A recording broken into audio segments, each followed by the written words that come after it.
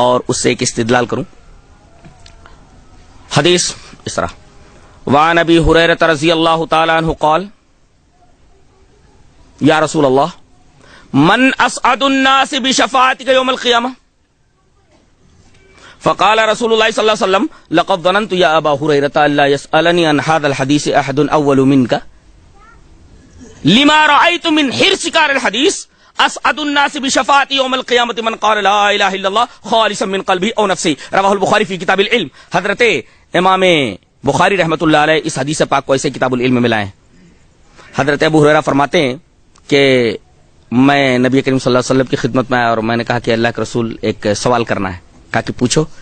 کہا کہ قیامت کے دن وہ کون خوش نصیب ہوگا, سب سے زیادہ خوش نصیب, کہ جس کو آپ کی سفارش نصیب ہوگی. اس سے یہ پتا چلا کہ قیامت کے دن آپ گنہگار امتیوں کی سفارش کریں گے, اور اسی سفارش کی حقیقت کو نہ سمجھنے کی وجہ سے ایک بہت بڑا گروہ خام خیالی میں مبتلا ہے کہ بدعتیں کرتے رہو, شرک کی غلاظتوں میں ڈوبے رہو, توحید سے دور رہو. نبی کریم صلی اللہ علیہ وسلم کا دامن ہم نے پکڑ رکھا ہے نا, نبی کریم صلی اللہ علیہ وسلم تو قیامت کے میدان میں ہمیں بخشوا دیں گے. کیا ایسا ہے کہ نبی کریم صلی اللہ علیہ وسلم ہر ایک کی سفارش کریں گے اور ہر ایک امتی بخش دیا جائے گا اور ہر ایک امتی آپ کی سفارش کے دائرے میں آ جائے گا؟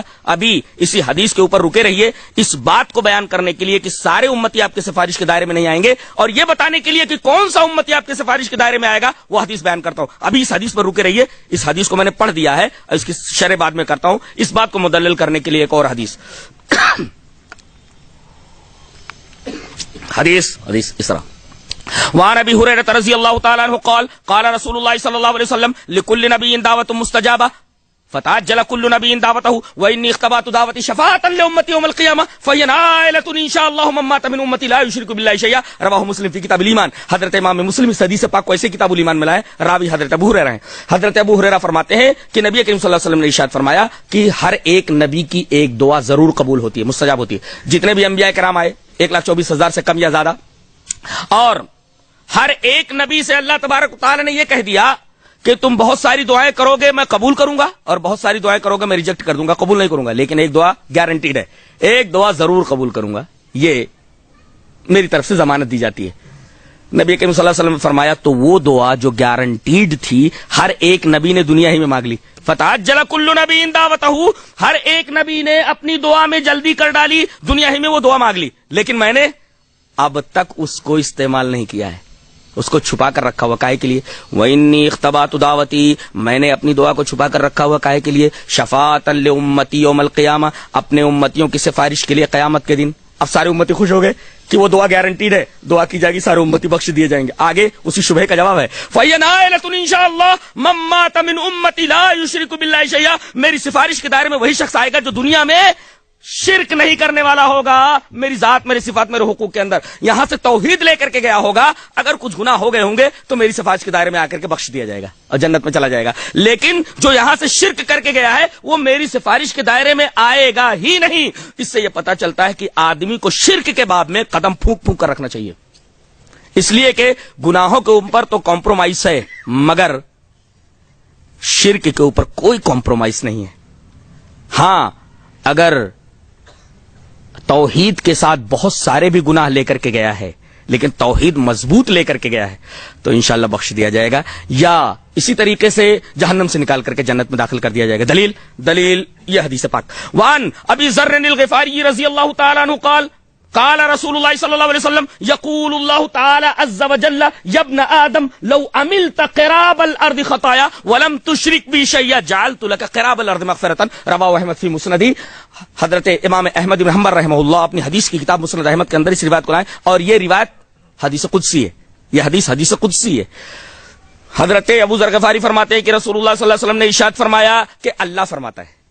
حدیث اگر صحابی پر رک جائے تو حدیث موقوف, اور حدیث اگر ممتد ہو کر کے نبی تک آ جائے تو حدیث مرفوع, اور حدیث اگر اللہ تک ممتد ہو جائے تو حدیث قدسی.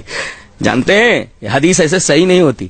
حدیث کی پہلی شرط 5 شرطیں پائی جائیں تو حدیث صحیح ہوتی ہے, جس میں پہلی شرط ہی بڑی خطرناک ہے. کیا؟ اتصال سند متصل ہونا چاہیے. جیسے ہر ایک راوی اپنے استاد سے روایت کرتا ہو. مثلا یروی المزنی عن الشافعی عن مالک عن نافع عن ابن عمر عن نبی صلی اللہ علیہ وسلم. امام مزنی روایت کرتے ہیں اپنے استاد امام شافعی سے, امام شافعی روایت کرتے ہیں اپنے استاد امام مالک سے, امام مالک روایت کرتے ہیں اپنے استاد امام نافع سے, امام نافع روایت کرتے ہیں اپنے استاد مشہور صحابی حضرت عبداللہ ابن عمر سے. اس میں ہر ایک اپنے استاد سے روایت کر رہا ہے.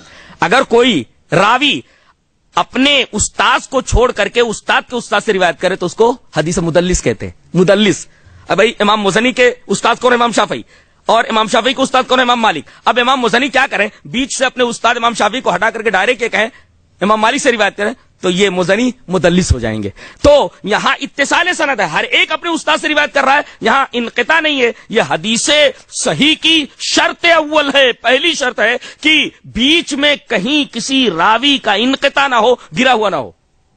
اور پھر عدل راوی, پھر ضبط راوی, پھر عدم شذوذ, عدم علت, اتنی ساری شرطیں ہیں. 5 شرطیں تو حدیث صحیح ہونے کے لیے ہیں. تو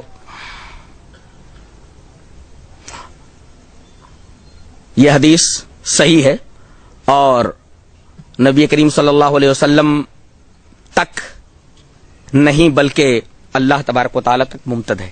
ابو ذر غفاری روایت کرتے ہیں نبی کریم صلی اللہ علیہ وسلم سے, نبی کریم صلی اللہ علیہ وسلم روایت کرتے ہیں اللہ تبارک و تعالی سے. اللہ تبارک و تعالی فرماتے ہیں کہ یبن آدم, اے آدم کی اولاد, لو عملت قراب الارض خطایا, اگر تو زمین بھر کر گناہ کرے, ولم تشرک بی شیئا, اور تم میرے پاس اس حالت میں آئے کہ تو نے میرے ساتھ شرک نہیں کیا ہے, تو زمین بھر کا گناہ لا رہا ہے نا, تو جعلت لک قراب الارض مغفرۃ, تو زمین لے کر گناہ لے کر آئے گا تو زمین بھر کر میں مغفرت لے کر کے آؤں گا. یہ ہے توحید کی برکت, اس کو توحید کہتے ہیں.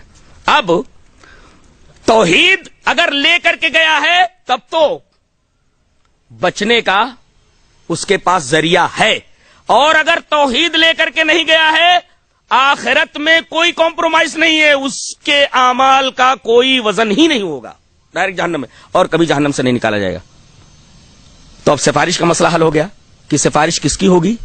کچھ خاص لوگوں کی, اور خاص طور سے وہ لوگ جو یہاں سے توحید لے کر کے گئے ہیں. مشرک تو نبی کریم صلی اللہ علیہ وسلم کی سفارش کے دائرے میں آ ہی نہیں سکتا. اب آئیے اس حدیث کی طرف. حضرت ابو ہریرہ یہ پوچھ رہے, چلیے حدیث پڑھ لیتے پہلے. وعن ابی ہریرہ رضی اللہ تعالی عنہ قال یا رسول اللہ من اسعد الناس بشفاعتک یوم القیامہ فقال رسول اللہ صلی اللہ علیہ وسلم لقد ظننت یا ابا ہریرہ لا يسألني عن هذا الحديث احد اول منك لما رأيت من حرصك على الحديث اسعد الناس بشفاعتي يوم القيامة من قال لا اله الا الله